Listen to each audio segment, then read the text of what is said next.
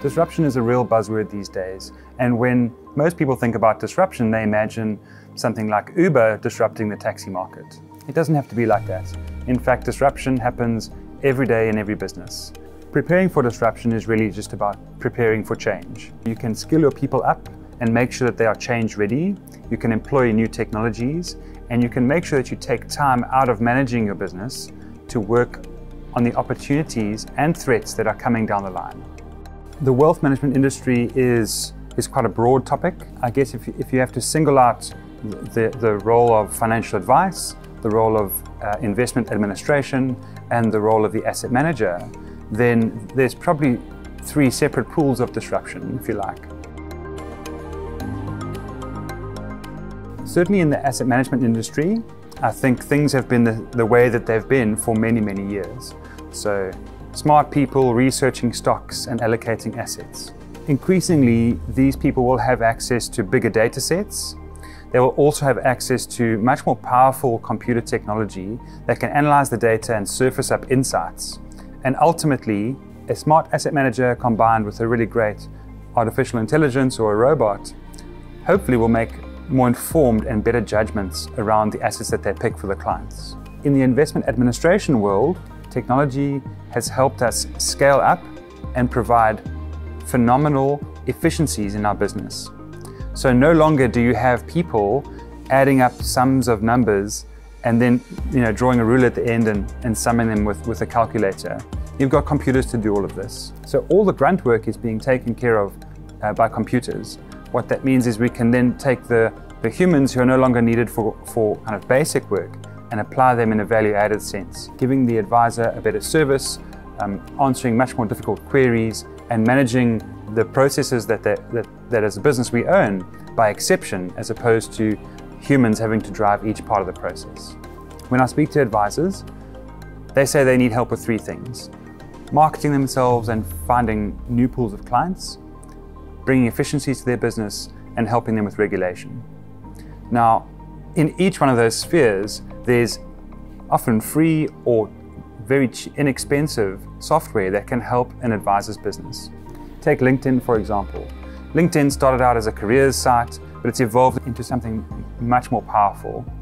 With the reach and the scale of the data inside LinkedIn, an advisor can market himself to exactly the people who he's hoping to take on as a client and expose him and his brand and what he stands for in a very inexpensive manner.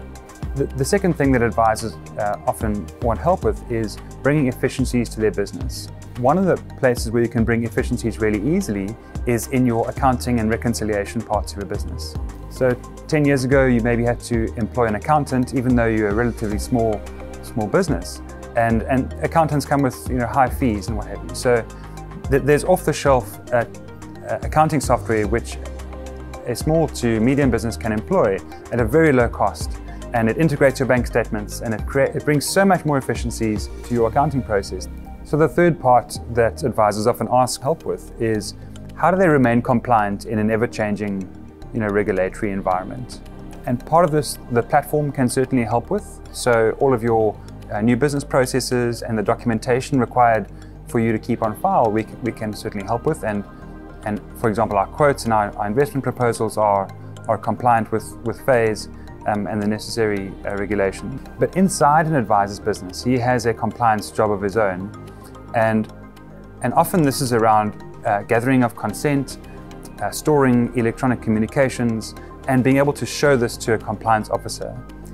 Now, just within an advisor's business, with existing tools like email, online document storage, the ability to save things as PDFs, to gather client signatures, all of this, if you just take a morning to think about it, you can streamline your processes and make sure that you remain compliant and also bring efficiencies to your business at the same time. As the wealth manager, what are you going to do with all this time that you've saved yourself and that we as a platform have helped you save by making it easier to be compliant with regulations, helping you market yourself better at a much lower cost, and helping your staff be better with better processes. What this delivers to you is time. Time to build those relationships with clients, time to make sure that they are getting what they need from you, and making sure that you can deliver the best advice that you can for your valued clients. So our commitment to you as a wealth manager is to help you prepare for that future change. And whether it's technological change or regulatory change, we want to be there holding your hand as your partner as you prepare your business for the future.